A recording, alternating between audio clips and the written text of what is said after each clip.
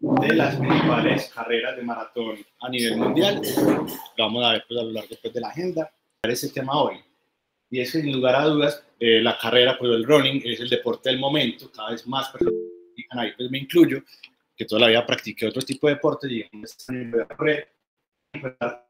de cómo han venido aumentando las lesiones a medida que más personas van participando en esta disciplina deportiva. Entonces, ¿por qué ha habido un aumento exponencial de corredores? Esto, digamos, que se le denomina como el heredero de la pandemia, el aumento exponencial, digamos, que aumentó luego de pandemia. Y esto recuerden que porque cuando estábamos pues, en confinamiento, fue de las primeras actividades en permitirse, pues se podía realizar de manera individual, permitiendo pues, el aislamiento social, y pues todavía no estaban abiertos otros escenarios deportivos. Requiere una equipación relativamente básica, pues como cosas muy elaboradas para poder practicarlo. También se ha visto un aumento en el número de carreras. Antes teníamos solamente carreras como media maratón o maratón Medellín, que es la única maratón que hay en Colombia, lo cual, pues digamos que limitaba solamente a dos distancias, que eran 21 kilómetros y los 42 kilómetros. Y pues eran contadas en el año. Ya vemos que en un mes pueden haber 2 y hasta 3 carreras en la misma ciudad. Y aparte de eso, digamos que ha diversificado también la distancia que pueden correr las personas. Entonces, les mencionaba antes de correr solamente 21K, 42K, ya ahora vemos carreras que van desde los 2 kilómetros, carreras de 5 kilómetros, donde ingresan muchas veces población adulto mayor, población que no está tan acondicionada, población recreativa, y tenemos otras distancias como los 10 kilómetros, 12 kilómetros, 15 kilómetros, en fin, hay una gran variedad pues, de nuevas distancias, lo cual ha animado cada vez a más gente a participar en este deporte.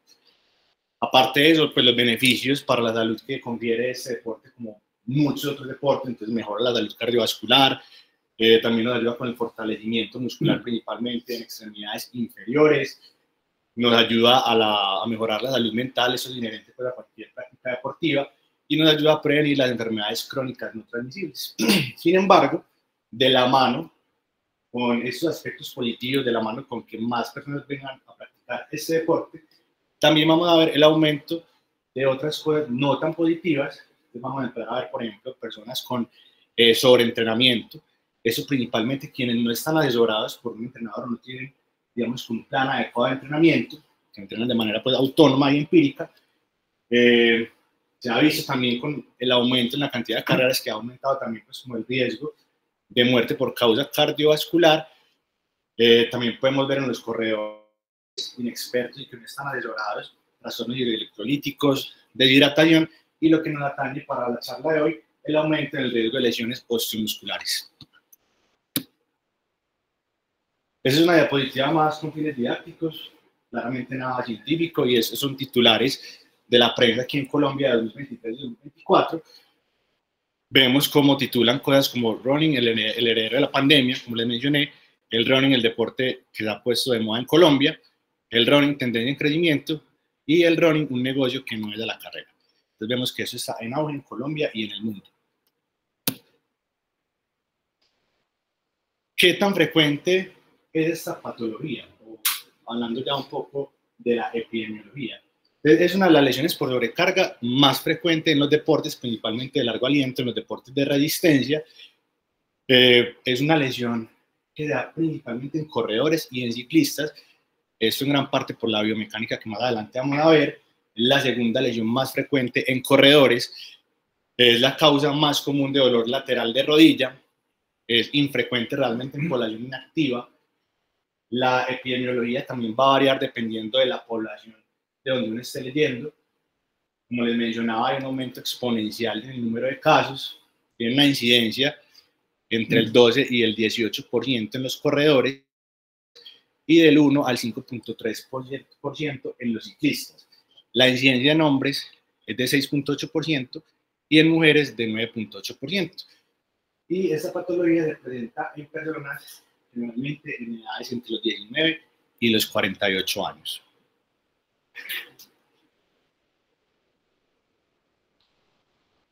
Lo primero que quisiera hacer es comentarles como la definición de qué es esta lesión. Nos vamos a remontar a la primera persona que la describió, que es este médico de apellido René, él la describe en 1975, y la describe como una lesión por fricción de tipo inflamatorio, por sobreuso, que se genera por un contacto continuo entre la banda iliotibial y el epicóndilo lateral del fémur. Refiere que es una lesión de aparición gradual y que puede limitar la actividad deportiva. Esta es una fotico del artículo original, que el título de Iliotibial Band Friction Syndrome, fue publicada en The Journal of Bone and Joint Surgery en diciembre de 1975. Él tenía una población de Marines, contaba con 1000 pacientes, y en 16 de ellos reportó los síntomas que les acabo de mencionar. Todos los participantes tenían entre 21 y 25 años, y en los 16 casos, él reportó que presentaban dolor en la región lateral de la rodilla, usualmente daba luego de correr 2 millas, que son aproximadamente 3.2 kilómetros, que empeoraba cuando subían y bajaban escaleras, o cuando tenían que hacer senderismo, o tenían que correr en terrenos que presentaran pues pendientes, o que tenían que hacer senderismo pues por la irregularidad del terreno. Y ningún paciente reportó trauma directo. En los 16 casos que él describió estos síntomas, él realizó un tratamiento con antiinflamatorios, lo realizó con 100 miligramos de fenilbutazona oral cada 4 horas por 4 días, adicional a reposo. 9 de los pacientes presentaron una resolución completa a los 5 días y otros 7 requirieron más tiempo para la mejoría. 3 requirieron infiltración con lidocaína e hidrocortisona y todos lograron completar el entrenamiento de Marine para el cual estaban pues destinados, que era de 28 semanas. Y se reportó una resolución completa de todos los casos en un periodo comprendido entre 10 días y 6 semanas. Bueno, vamos a seguir hablando de la anatomía. Aquí está una foto de la maratón de Boston. Entonces, para hablar de la anatomía, debemos hablar inicialmente de esta estructura que es la fascia lata. Entonces, ¿qué es la fascia? Como el nombre lo dice, una fascia es una vaina fibrosa, resistente, que envuelve la mayor parte del muslo. La palabra lata es derivada del latín y significa grande, y eso porque, como les mencioné, abarca gran área del muslo, e inclusive la describen como si fuera una muslera o como si fuera una manga. En cuanto a la vascularización, tenemos que la parte arterial está principalmente por la arteria circunfleja ilíaca superficial, la epigástrica superficial y la pudenda externa superficial. En cuanto al sistema venoso y linfático, la parte venosa está por las perforantes de la safena magna y la linfática por los ganglios linfáticos inferiores superficiales. Y la inervación está por el nervio ilioinguinal, un ramo femoral del nervio genitofemoral, los nervios cutáneos del muslo y un ramo cutáneo del nervio obturador. También dentro de las funciones de esta fascia lata está realizar una compresión en el muslo que nos va a ayudar de manera concomitante, por ejemplo, a la bomba de músculo para favorecer el retorno venoso, y también impide la expansión de los músculos con la contracción. Entonces, la banda iliotibial, digamos que por definición o por clasificación, es un engrosamiento de esa fascia lata en la región lateral del muslo, y que también pues, tiene una parte que decían los anatómicos como parte de tendón, parte de ligamento. Ya vamos a ver por qué, y es que también recibe fibras de otras estructuras. Está compuesta principalmente por tejido conectivo regular y denso, fibras de colágeno tipo 1, es prácticamente vascular, pero está altamente inervada. Como dato curioso, otros animales no poseen esta estructura, y los seres humanos cuando nacemos no tenemos banda iliotibial, sino que la vamos desarrollando a medida que comenzamos con la bipedestación y comenzamos a introducir cargas en la marcha. Entonces, cuando empecé a revisar este tema, me di cuenta que realmente la banda iliotibial ha causado pues, mucha fascinación e inclusive controversia en los clínicos y en los anatomistas, por la parte biomecánica e inclusive pues, por la parte anatómica. Tenemos que las primeras descripciones de la banda iliotibial se dieron en 1843 por el médico Jacques Maizière, que él inclusive llegó a hablar tanto de la banda iliotibial que en un periodo de tiempo se le empezó a denominar la banda de Maizière. Es una combinación entonces de ese engrosamiento de la fascia lata con fibras de estructuras musculares, principalmente recibe fibras del músculo glúteo mayor, del músculo tensor de la fascia lata, y también recibe ciertas fibras del músculo glúteo medio. Como les mencioné, pues describen que tiene funciones de tendón y de ligamento y se conecta al ilion con la rodilla, la arquitectura, pues lo que les acabo de mencionar. Y en cuanto a la función, también ha habido varios cambios con lo que describen en la parte biomecánica de funciones, ya inclusive se está hablando de que tiene funciones hasta de mecanorreceptor, porque es encargado de mediar con la transferencia de energía y ese estrés mecánico que se da en la rodilla y también a nivel de la cadera. Nos ayuda a la estabilización monopodal, es un estabilizador en cadena cinética cerrada, es un estabilizador de cadera de rodilla y pues también controla la abducción del fémur. La banda iliotibial tiene entonces un ancho de 2 centímetros a nivel superior, digamos que sale de la cresta ilíaca anterior superior, ya ahí pasa a llamarse el tracto iliotibial o banda iliotibial, que sería el engrosamiento. A nivel superior tiene 2 capas que están dadas por 2 músculos, que sería el tensor de la fascia lata y el músculo glúteo mayor. Las 2 capas a nivel inferior se van a fusionar, formando esta estructura llamada la aponeurosis glútea.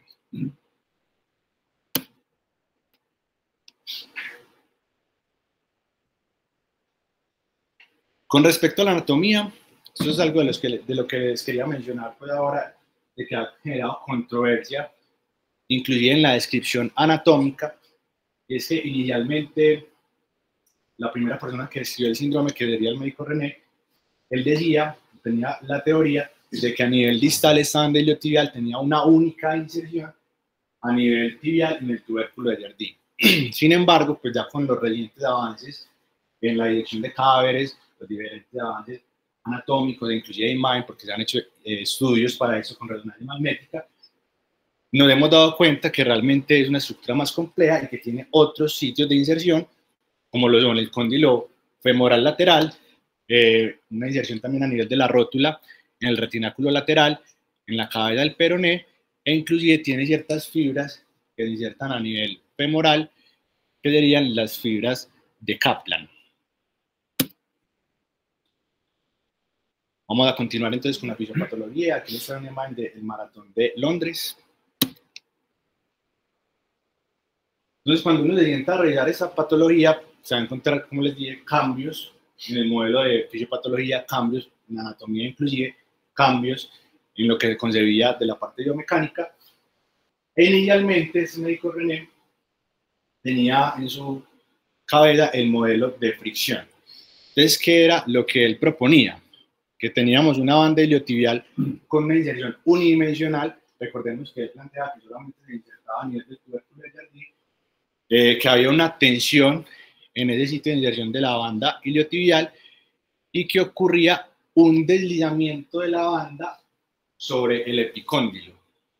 Entonces aquí, por ejemplo, en esta imagen, lo que él planteaba es que esta banda iliotibial iba de anterior hacia posterior cuando ocurría una flexión entre los 30 y 45 grados, que se ve principalmente en los deportes que mencioné, que es pues la carrera y el ciclismo. Entonces, este deslizamiento permanente y constante de la banda iliotibial generaba entonces una irritación, que él inclusive decía que había una bursa iliotibial, entonces que irritaba la bursa iliotibial, generaba irritación de la banda y posterior edema y pues, consiguiente dolor. Entonces, es el modelo inicial que se planteó y que fue vigente durante muchas décadas. Sin embargo, pues digamos que ese modelo ya lo han venido replanteando y se han venido desafiando como las propuestas de las teorías iniciales.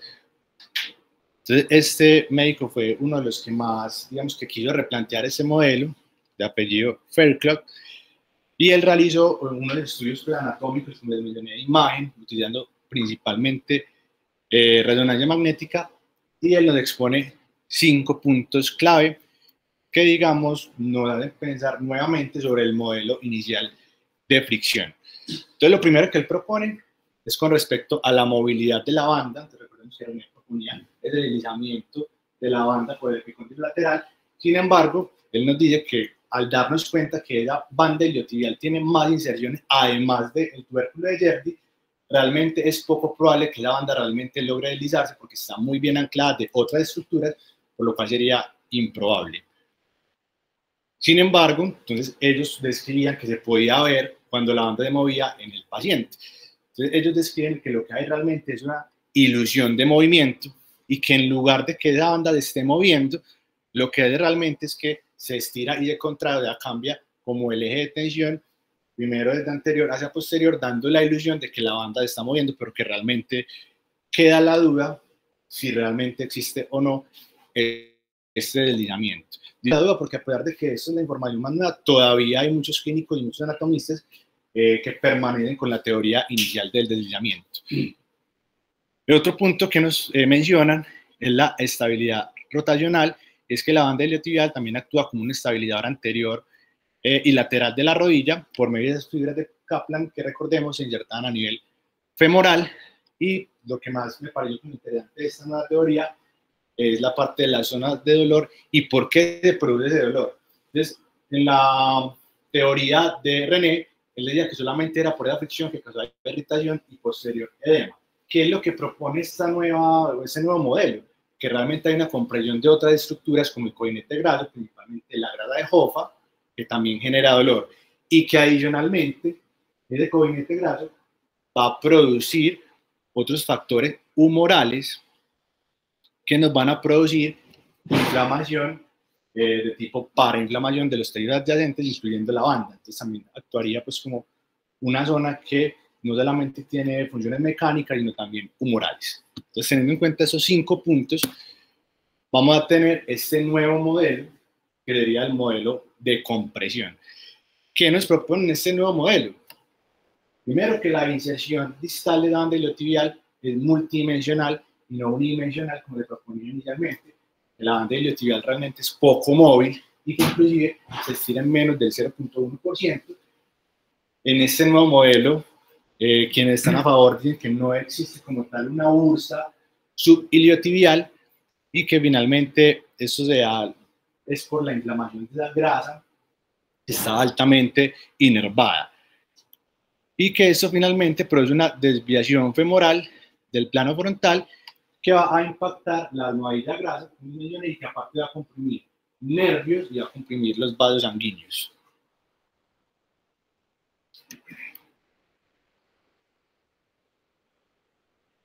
Vamos a ver también los factores mecánicos. Este nuevo modelo propone que aparte de este tema del rodamiento o de la tensión en cualquiera de los dos que estemos hablando, hay unos factores biomecánicos. Entonces se propone que hay una disfunción neuromuscular de la cadera, principalmente de los músculos glúteos y de los abductores, que también va a haber una abducción y rotación interna del fémur, y que va a haber un aumento de la tensión en la banda iliotibial, que da por los factores que acabo de mencionar, y todo esto está en relación a una inestabilidad pélvica. También se han realizado diversos estudios biomecánicos que muestran que la activación y control de los músculos de la cadera, estos principalmente glúteos y abductores, son cruciales para mantener una adecuada alineación de la extremidad a nivel de la cadera y principalmente de la rodilla, y que una falta de control pélvico y de esta musculatura es lo que va a llevar al aumento de la tensión de la banda.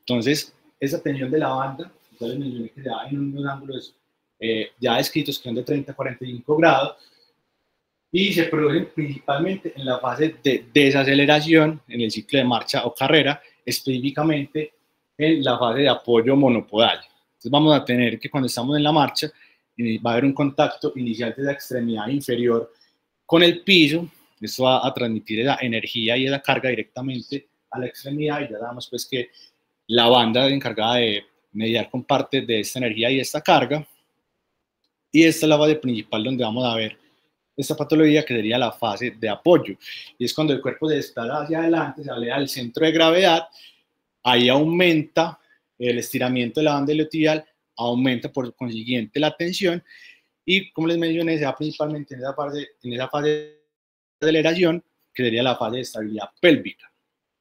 Y ya en la fase de despegue Si bien no es tan importante en la fisiopatología de la enfermedad, sí se ha descrito que hay una tensión residual de la banda, sobre todo al final de esa fase de despegue y cuando se va a comenzar el siguiente ciclo de la marcha.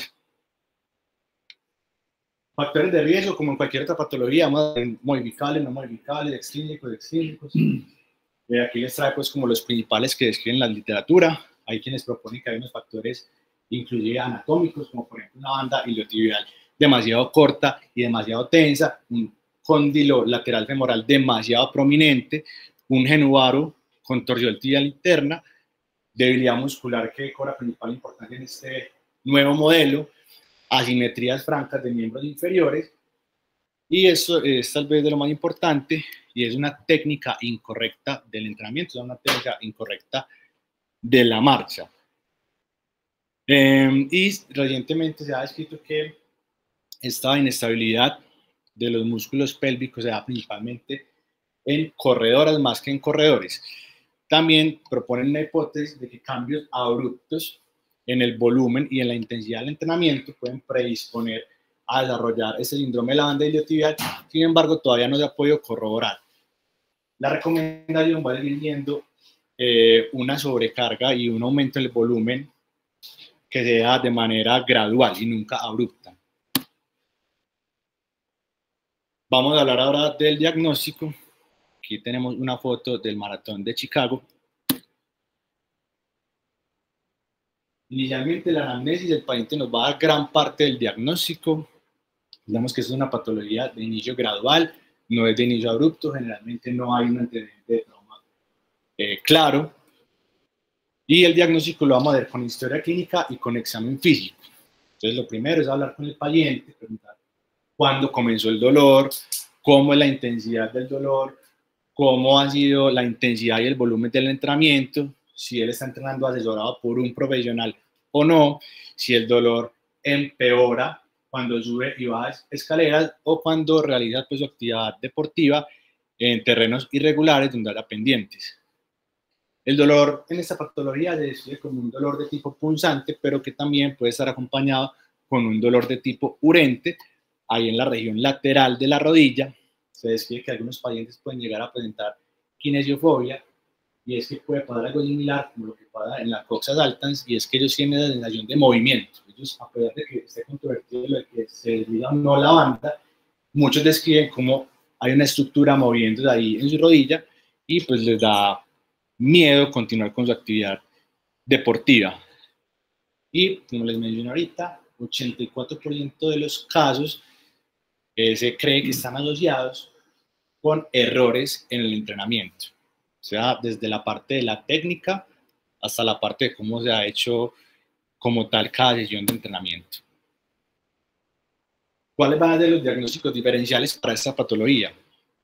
Todos los que nos puedan causar un dolor lateral a nivel de la rodilla, como son el síndrome patelo-femoral, una estabilidad lateral de la rodilla, un esguince del ligamento colateral lateral, meniscopatía lateral, fracturas por estrés, osteoartritis de la región lateral, inclusive describen patologías degenerativas como la osteoartrosis degenerativa.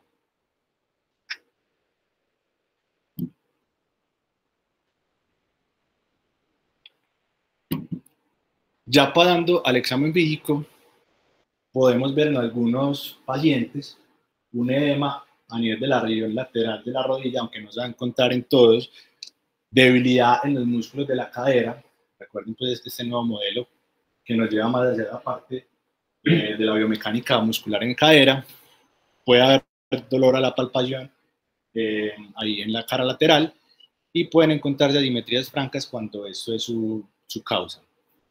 Sin embargo, lo que nos va a apoyar más el diagnóstico van a ser esas maniobras de provocación, que van a ser principalmente tres: la maniobra de Rene, la maniobra de Noble y la maniobra de Over. Entonces, todas estas maniobras lo que van a pretender es emular lo que pasa durante la marcha y durante la actividad deportiva, intentando reproducir el dolor. Entonces, la maniobra de Noble, vamos a tener el paciente en decúbito supino, vamos a poner el dedo en el epicóndilo lateral externo del fémur y se efectúa una flexo-extensión de la extremidad, y vamos a notar cómo el dolor se agudiza o aparece con la flexión principalmente a 30 grados, pero en general entre los 30 y los 45 grados. La maniobra de René, vamos a pedirle al paciente que realice un apoyo monopodal sobre la extremidad afectada y que comience a realizar una flexión, llevándolo a un poco más de 30 grados. Eso tal vez no sea posible en todos los pacientes, pero es una de las más importantes. Y lo mismo, cuando lleguemos a la flexión de los 30 grados, va a comenzar el dolor, emulando lo que pasa pues en la carrera. La maniobra de over, tenemos al paciente en un decúbito lateral, la cara y el muslo las estabilizamos de manera manual, evitando una flexión. Colocamos una mano sobre la pelvis y con la otra mano se hace una abducción en el lado de la lesión. Se realiza una flexión a 90 grados de la rodilla y posteriormente se realiza una extensión de la cadera. Lo que vamos a ver aquí es este descenso, esta abducción del muslo, aquí en la posición 1 y en la posición 2.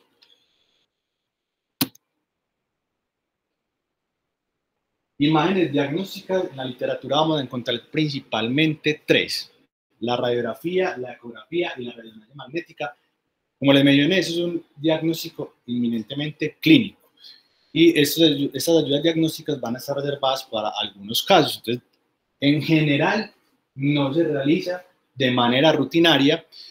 Se utilizan principalmente para descartar diagnósticos diferenciales o cuando no hay mejoría con el manejo conservador o cuando ya hayan casos refractarios y recurrentes. La radiografía, realmente no hay mucho que decir de este estudio para esta patología. Su utilidad es bastante reducida, por no decir que nula.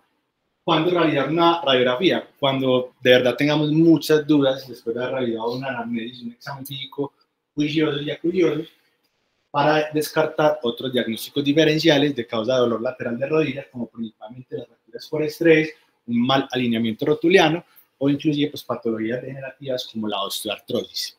Pero en general no es un estudio que pidamos para esa patología, mucho menos de rutina. La ecografía. Entonces, en la ecografía podemos encontrar diferentes hallazgos. Nos describen que lo que podemos encontrar principalmente es un edema cuando la solicitamos en la fase aguda de la enfermedad y también colección de líquidos en relación a ese edema. Para tener en cuenta con este examen, es un examen de bajo costo, pero es un examen operador dependiente y tiene una relativa buena disponibilidad. De pronto, el punto más importante con la ecografía es que si deseamos complementar el tratamiento, por ejemplo, con infiltraciones, idealmente estas deberían ser ecoguiadas. Aquí en esta imagen, sería la imagen A, con una visualización longitudinal, vemos como por encima de este cóndilo se observa esta imagen hipoecoica por debajo de la cintilla, que sería esta, y eso nos hablaría pues, de una colección de líquido en relación a un proceso inflamatorio agudo o subagudo.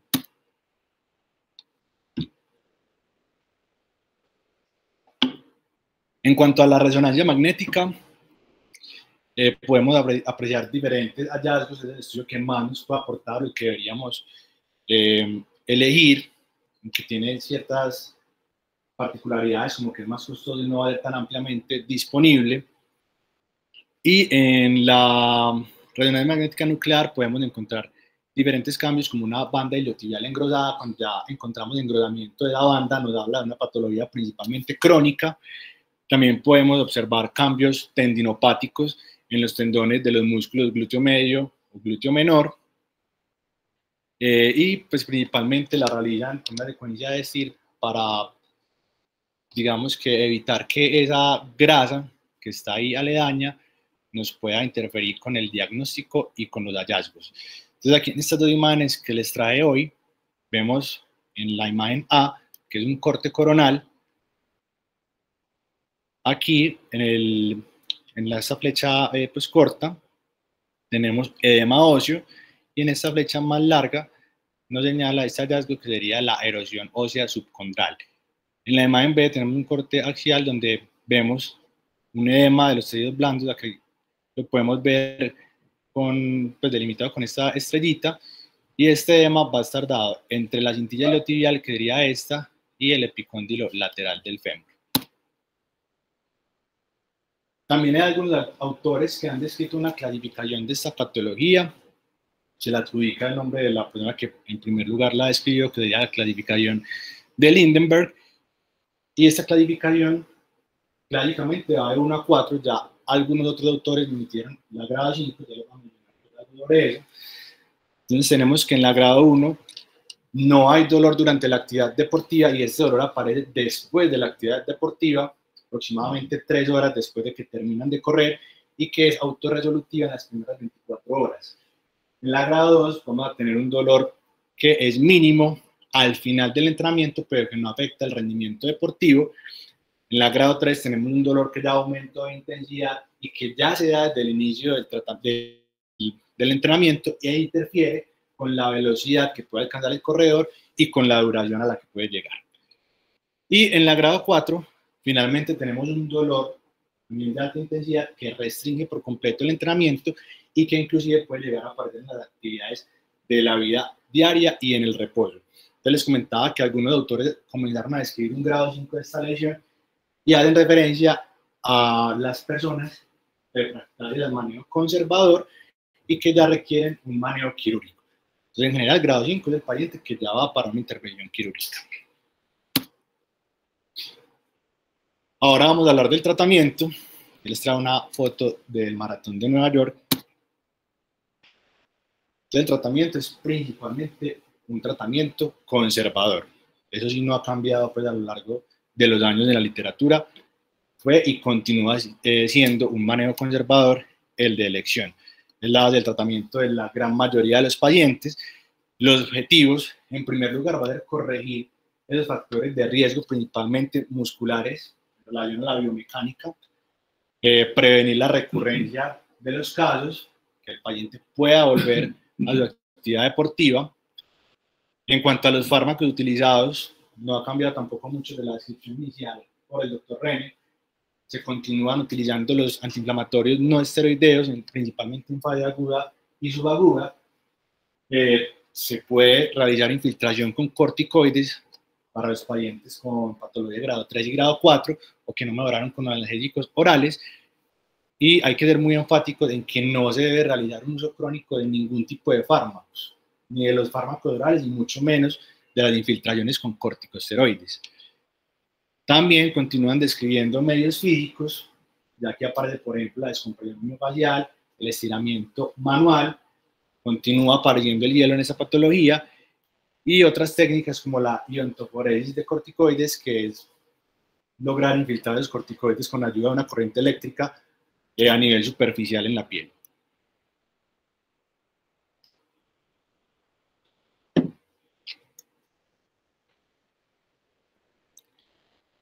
En cuanto a las infiltraciones, mencionarles que se hacen principalmente con corticosteroides. Se pueden emplear cuando, a pesar de los cambios en la parte del entrenamiento, la terapia física y los analgésicos orales, no hay una mejoría. Se realiza, idealmente, como les mencioné, por ultrasonido y va a tener unos sitios objetivos para realizar la infiltración. El primero sería entre la banda iliotibial y el cóndilo lateral, y el segundo es la entesis en el tubérculo de Jardine. Generalmente o idealmente debería ser una dosis única, pero se puede repetir esta dosis aproximadamente en 1 mes y medio. Y la recomendación, por el tipo de estructura que tenemos, es no realizar más de 2 infiltraciones por el riesgo de ruptura. Y ya han venido apareciendo nuevas estrategias de tratamiento con infiltración, como la hidrodisección guiada por ecografía, la infiltración de ácido hialurónico o inclusive la infiltración de toxina botulínica o el plasma rico en plaquetas que se van utilizando en este tipo de patologías. Sin embargo, pues estas últimas que les mencioné todavía requieren muchos más estudios para recomendarlas de rutina en los pacientes, pero pueden ser unas estrategias interesantes en pacientes de difícil manejo. Esta sería como la piedra angular del tratamiento de esta patología, y va a ser la terapia física. Tiene como objetivo corregir esos desequilibrios musculoesqueléticos y biomecánicos que son los que finalmente nos llevan al aumento de la tensión de la banda. Muchas veces va a tocar reentrenar al paciente en la marcha, y pues a realizar una disminución de las cargas. Entonces, cuando empecé a buscar sobre esta terapia física, vamos a encontrar diversos protocolos. Casi que cada autor puede tener su propio protocolo. El día de hoy yo les quiero traer este protocolo que fue el que más me pareció adecuado, que es un protocolo de 4 fases. Entonces tenemos una fase aguda, fase inicial, que se da principalmente en la primera semana, donde vamos a tener esos 4 pilares. El primero sería el manejo con antiinflamatorios no esteroideos, los medios físicos como el hielo, terapias de liberación miofacial, principalmente en el bíceps femoral y en el glúteo mayor, y mirar cómo está la técnica de la marcha, realizando activación de músculos centrales y glúteos, y entrando al paciente en la fase de aterrizaje para que realice un aterrizaje suave de la extremidad afectada, buscando disminuir la tensión en la banda. La fase subaguda iría hasta la segunda semana. Aquí los antiinflamatorios continúan apareciendo, y aquí podríamos considerar la terapia con infiltración de esteroides en caso de que no haya habido una mejoría adecuada del dolor en la fase inicial. Ya aquí vamos reduciendo el uso de ese hielo. Vamos a realizar un estiramiento manual de la banda iliotibial, del vasto lateral y del bíceps femoral, y ya aquí aparecen los ejercicios de estiramiento de banda iliotibial e isquiotibiales laterales para activar músculos de la cadera. Tenemos una tercera fase o fase de recuperación que va hasta la semana 6. Aquí ya salen los medicamentos, aquí ya no hay indicación de que el paciente continúe con ciclos de antiinflamatorios o que continúe con corticoides. Se busca fortalecer los músculos del core, principalmente los músculos abdominales y glúteos posteriores. Se debe evaluar nuevamente el paciente para ver cómo va, realizar una activación de músculos de la cadera posterolateral, y aquí ya comenzamos a introducir los ejercicios de apoyo monopodal de manera progresiva y ejercicios de resistencia para la cadera posterolateral. Y la fase final, que sería la fase de retorno a correr o retorno a carrera, que describe que va de la semana 7 en adelante. Igual, no se siguen utilizando medicamentos, salieron desde la fase 2. Aquí ya miramos cómo está el control motor del core y del glúteo posterolateral. Observamos cómo está el manejo pélvico. Ya consideramos pues herramientas más avanzadas, como por ejemplo el análisis de movimiento en 2D con video, y realizamos pruebas funcionales, como la que vemos en la imagen, que es la prueba de descenso de escalones de 6 pulgadas.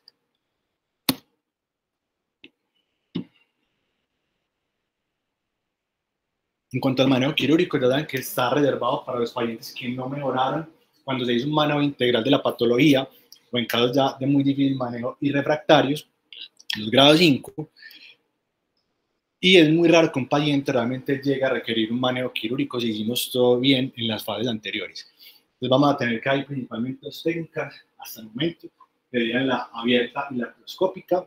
Lo que se busca es un alargamiento quirúrgico de la banda iliotibial, y hay dos técnicas, que la primera sería una liberación en Z o una reducción triangular. Y se ha descrito una nueva técnica, que es una técnica mínimamente invasiva guiada por ecografía. Realmente busqué imágenes sobre esta técnica y todavía no se encuentra pues como mucha información sobre el tema.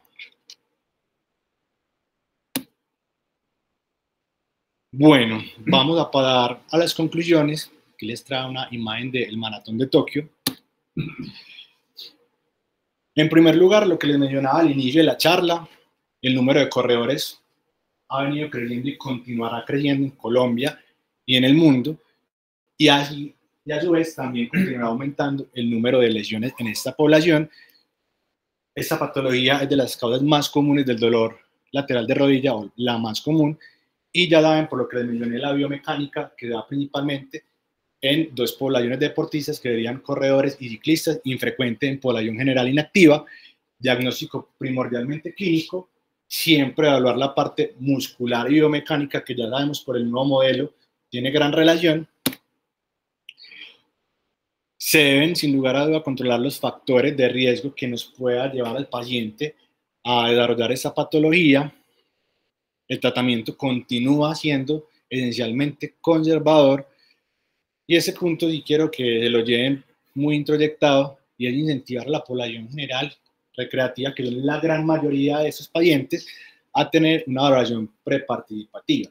porque está como muy arraigada la idea de que la valoración preparticipativa solamente nos sirve para ver los factores de riesgo cardiovasculares y prevenir muertes cardiovasculares, pero tiene otro papel muy importante para la identificación de factores de riesgo y prevención de estas lesiones osteomusculares. La mayoría de esos pacientes no saben de qué punto partieron y se puede ver como inscriben de entrada a distancias como 21K o 10K.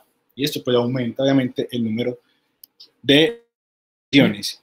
Y aún hoy en día existe un vacío en el conocimiento con la parte anatómica y sobre todo con la parte biomecánica de esta patología.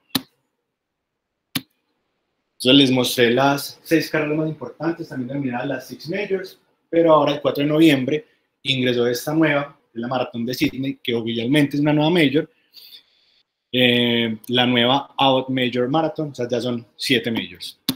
Y eso es lo que les traía el día de hoy. Muchas gracias por la atención. Quisiera saber si hay preguntas en el auditorio virtual.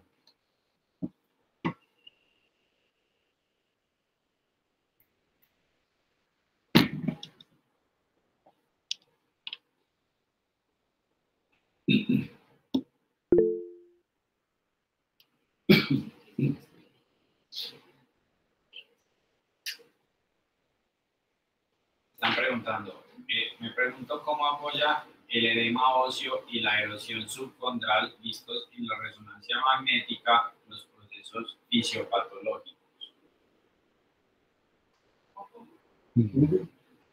¿Quién preguntó?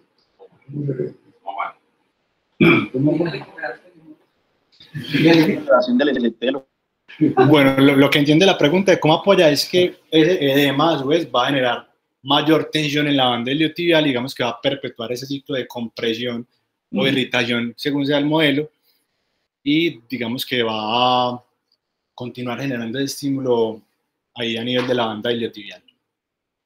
También hay otra pregunta que nos hacen y es que si puede dar ejemplos de ejercicios para la prevención de la patología. Hay ejercicios principalmente de fortalecimiento de aductores, ahí trae una imagen acá, ejercicios de glúteo, entonces podemos ver aquí estas imágenes, por ejemplo, todos los test que realizamos para esta patología, los test funcionales, también nos ayudan pues al fortalecimiento, obviamente con una adecuada técnica. Entonces ejercicios de apoyo monopodal como este otro, estiramientos como estiramientos de la banda iliotibial con este entrecruzamiento de piernas, y lo mismo, lo que se va a buscar es llevar al paciente a reproducir ese gesto que le da durante la marcha, pero de manera controlada, para que ya pues pueda mejorar en el momento que practica la carrera. Entonces, principalmente ejercicios de apoyo monopodal como los que vimos y ejercicios de fortalecimiento de core, glúteo mayor, glúteo medio y de aductores.